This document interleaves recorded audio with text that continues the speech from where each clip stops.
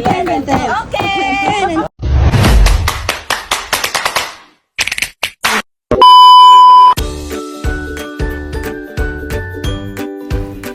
At ito na nga ang part 2 ng travel chika ko dito sa South Korea. Finil ko lang naman kung paano maging sweet-sweetan dito sa popular beach na sinasabing pinasikat ng BTS group.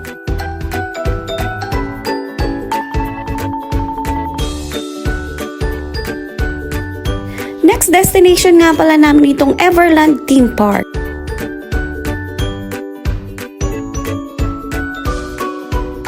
Napahanga kami sa ganda ng place dahil para ka na rin pumunta sa Disneyland or Universal Studio.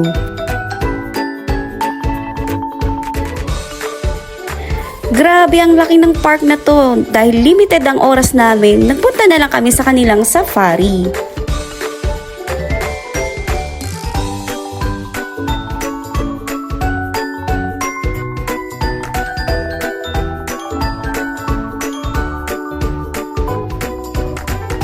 Lahat ng kinainan naming resto dito ay talagang masasarap ang kanilang food. Dito na rin kami namili ng aming pasalubong showcase. Pasok mga 35. May apat na 35. Ito nang pinakihintay namin, ang Seoul City.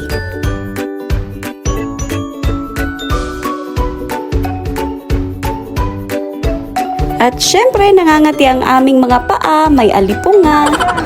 Alin. Diyan yung mga narinig. Hindi. Dahil birthday ni Jazz, na experience din namin itong chicken and beer. Namsan Tower. Namsan Tower.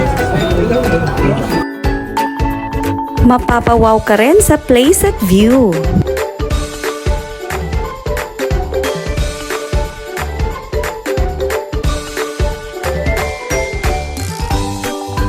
Wow! Kadamo gyud. Relationship goals.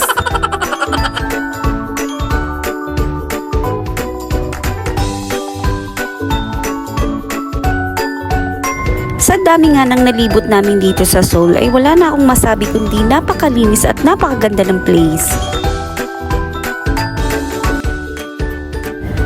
Nung last day namin ay nagpunta naman kami sa Gyeongbok Palace na kung saan ay magsusuot kami ng hanbok dress. Tarimasu. Tiramisu cake pala. Eto na, hindi na ako makahinga dito sa dress na to. Joke lang. Tara, samahan nyo kami maglibot dito sa Gyeongbok Palace. Kakaibang experience talaga ang makapagsuot ng hanbok dress. Oh, ayun na nga. Hay, napuntahan din kita.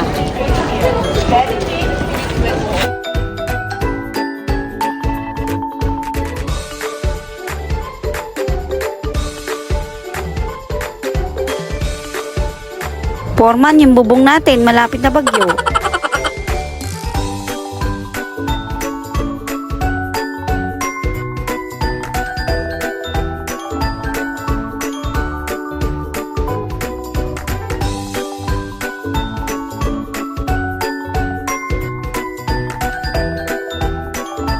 At hindi magiging kumpleto ang tour nyo kung hindi kayo dadaan dito sa Myeongdong.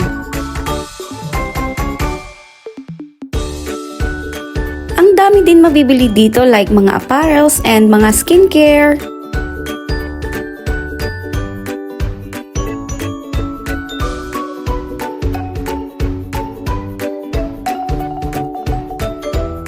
Dito talaga namin na-enjoy ang iba't ibang klase ng street foods.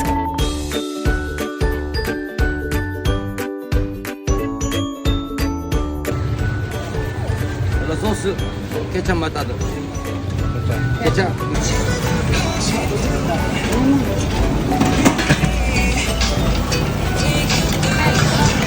Thank you. Grabe yung lobster nila dito, street food lang nila.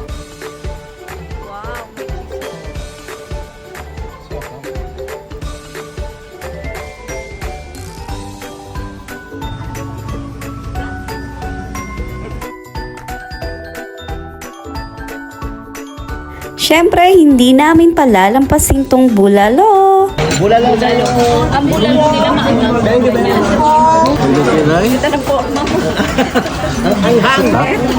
Pag kumain ka na ng bulalo pa sa Korea, magiging ganyan na itsura mo.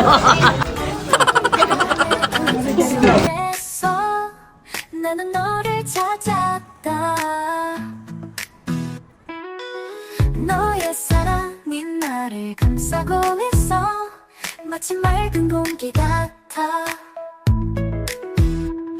바람 속에 속삭여 그것들은 너의 이름을 메아리치고 있다 심장이 뛸 때마다 타오르는 걸 느낄 수 있어 사랑이 공기 속에서 피어나면 이것은 비밀 Kita-kits tayo ulit sa next gala ni Colette.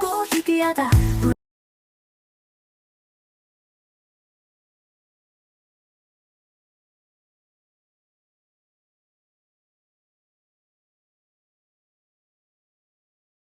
맑은 공기 같아